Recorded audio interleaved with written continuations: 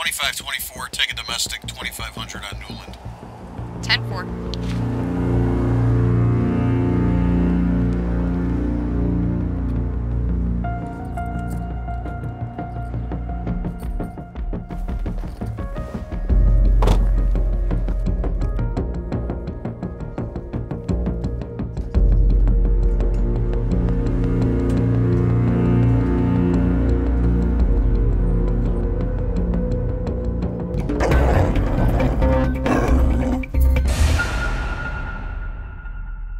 Scenarios like this play out in jurisdictions all across America on a daily basis.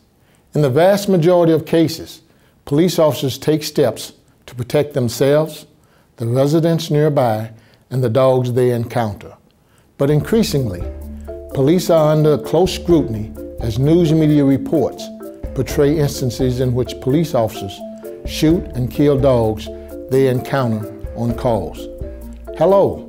I'm Terry Hillard, retired superintendent of the Chicago Police Department and co-founder of Hillard Hanks Security.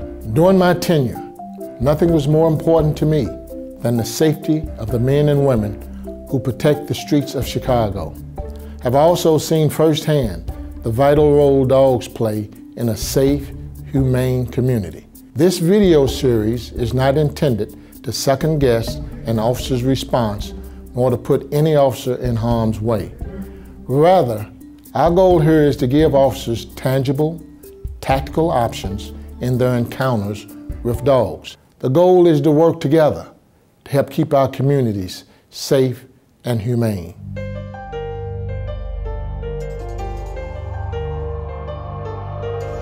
We know what the mission is. We know what we're supposed to do in a use of force model.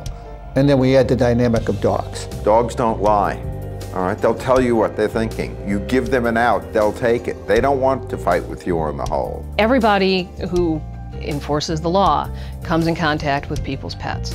And so it's incredibly bad press to be shooting Daisy. A 62-year-old grandmother is mad and grieving after police shot and killed her 13-year-old dog, Wrinkles. You can see all the bullet holes, about 8 bullet holes, all up and down the steps with bullets everywhere. I mean, we are seeing punitive damages awards of $15,000, $20,000, $50,000 that are paid by you.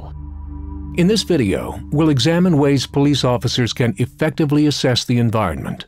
We'll look at how to assess the risk from a police and public safety perspective. And we'll look at how a dog's body language can provide visual cues and how an officer's approach can affect a dog's behavior. In our scenario, the officers approaching the house are presented a series of clues: a sign on the gate, a water bowl on the porch, an outside lead, and worn paths. Looks like there could be a dog out here. The obvious thing that you're going to want to do is make sure in your series of questions that you're trying to get answered, whether en route to the call or immediately upon arrival, is there a dog on the scene? If an officer determines that a dog is present, and if there is sufficient time, animal control should be called to handle the dog. If that's not an option, the officer should take several steps to minimize risk. Make some noise with the gate. Just rattle, hey, how you doing? Give some warning. One, you want to do it for both of you, because the dog now knows somebody's coming into the property. Hi, girl. The other aspect is, okay, now if there is a dog, what other options do we have for containment of the dog? Hello, sir. I need you to contain your dog. Can you please bring him inside? So you start looking to say, maybe a bathroom is a great location to say, well, we'll just put that dog in the bathroom. That can mitigate this particular problem so we can go on to the other problem and deal with it. Dog training expert and renowned canine author Brian Kilcommons has published 9 books. He's worked with more than 40,000 dogs.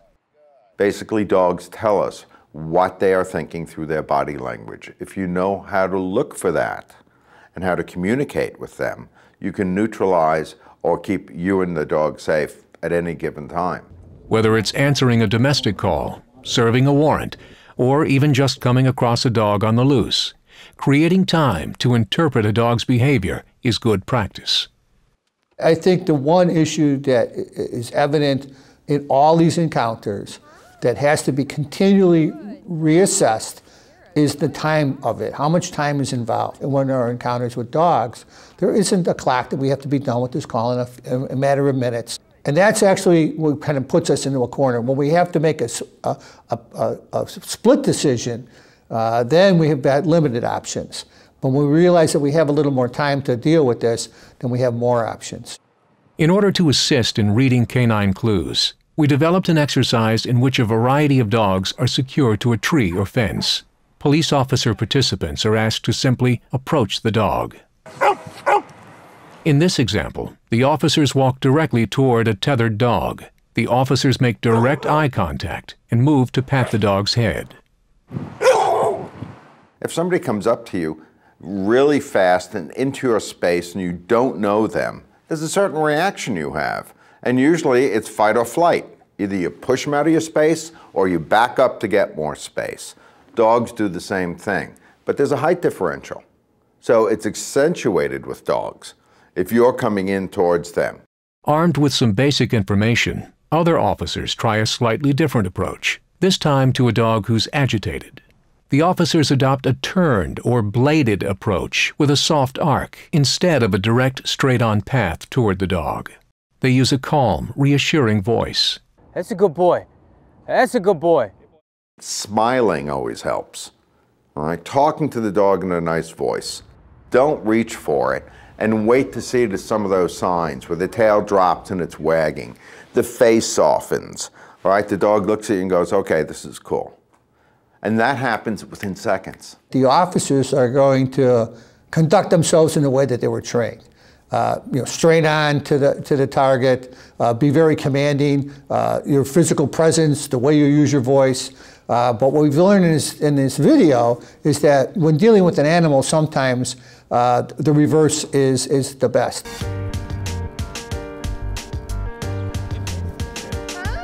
We're not turning police officers into dog trainers. We're not convincing a police officer, go make friends with Fluffy.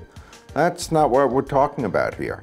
We're talking about them going into a situation, knowing if a dog is there, if it is there, how to communicate with that dog, reduce the potential of an aggressive situation happening. Any officer, in any circumstance, when you start giving them a good tool, they'll all kind of do that nod of, yep, that makes sense. I'd like to keep that, put it in my bag of tricks, because they know eventually you're going to walk into another situation and deal with that. In this video, we examined several aspects of police encounters with dogs. To recap, anticipate. On any call, it's important to determine whether a dog is present. Contain. If a dog is present, contain, or have the dog contained. If possible, request assistance from Animal Control, your Animal Response Unit, or, if your department permits, a partner humane society. Assess a dog's body language for signs of the dog's disposition. And communicate non-threatening body language yourself, blading your body, no direct eye contact, and using a calm voice. We've given you some clues to look for, things that will help you diffuse an encounter with a dog before it escalates. As police officers, we work hard to keep the peace and protect our communities from crime and violence.